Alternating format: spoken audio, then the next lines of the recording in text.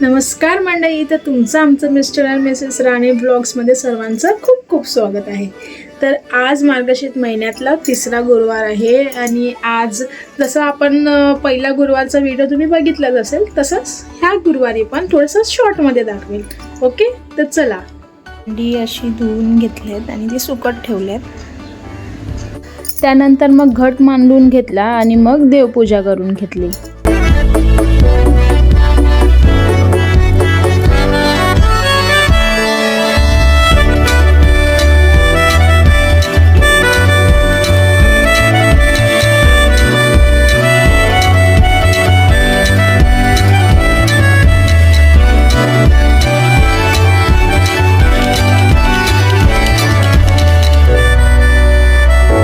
आणि पूजन झाल्यानंतर पोथी वाचून घेतली.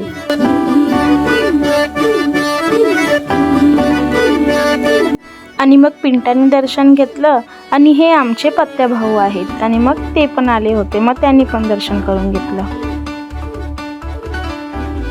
आणि मग गाईला नैवेद्य लवकर द्यायला लागतं म्हणून मग मी 4 वाजता जेवण बनवायला घेतलं. आणि मग भाजी फोडणीला घातली.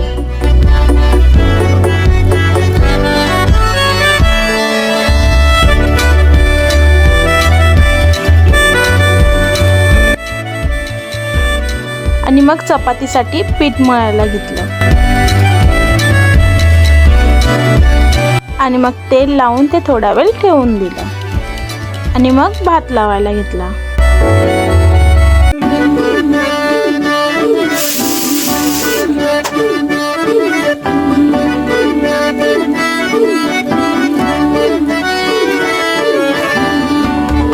आता राहिली होती फक्त डाळ करायची, तर मग डाळ सुद्धा लावून घेतली.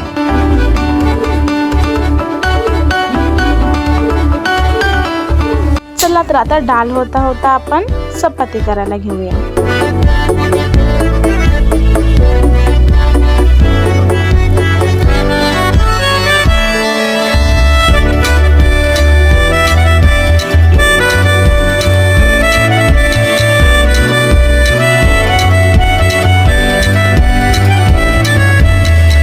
मला टप्प्यावर घाण असलेली आवडत नाही म्हणून मी सारखा माझा टप्पा साफ करत असते. सॉरी हा.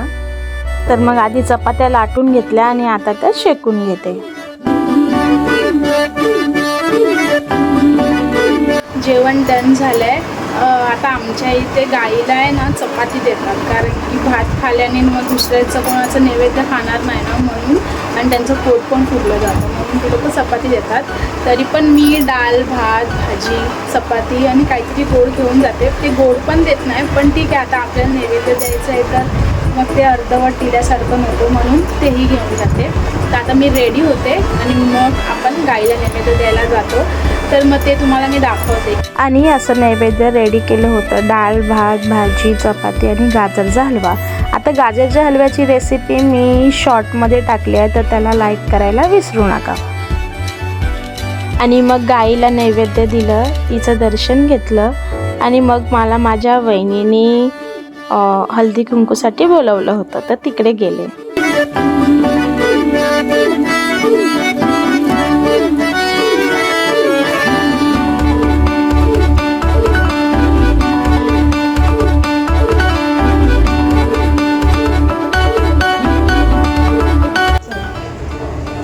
दिसतं घे हा लाव बघ, पहिला अँगल बघते दिसते का? मी सगळ्या बघून पार हा तुझ्या माहित आहे का? आता तू करणे मला. ही माझी मोठी मम्मी हाय. आणि त्यानंतर मी आणि गेलो स्वामींच्या मठात. तर आता ज्या मठात आम्ही चाललो आहे तर ते मठ नालासोपारा विरारच्या मध्ये आहे, नवीनच ओपन केलं आहे, तर मग आम्ही तिकडे गेलो. आणि ही आहे एंट्री. आणि हे मठ आहे श्री स्वामी समर्थ मठ वाघोळी फुलारेचं. आणि बाहेर मस्त असं खेळण्यासाठी वॉर्मअप करण्यासाठी असं भरपूर काय काय त्यांनी ठेवलं आहे. आणि हे स्वामींचं मठ.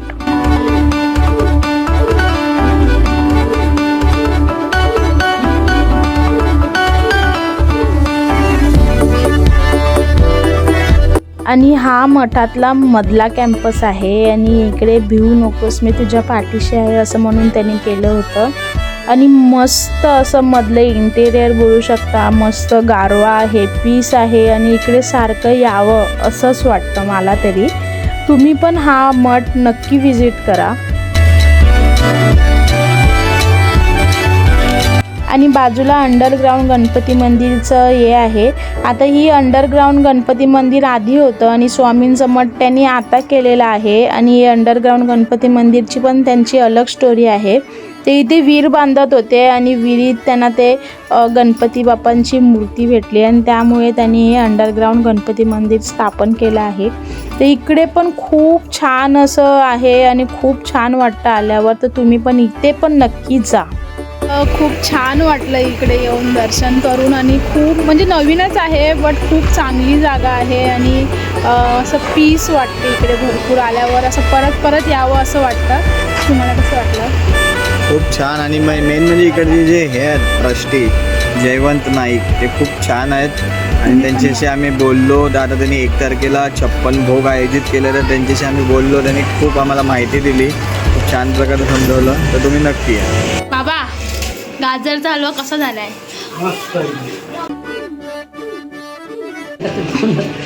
छान झालाय, छान. तर असा होता आपला हा गुरुवारचा ब्लॉग. तर तुम्हाला हा ब्लॉग कसा वाटला हे मला कमेंट सेक्शनमध्ये सांगायला विसरू नका. आणि आज आम्ही कुठे कुठे फिरलो, काय काय फिरलो ते मी ह्या व्हिडिओमध्ये तुम्हाला सांगितलं आहे.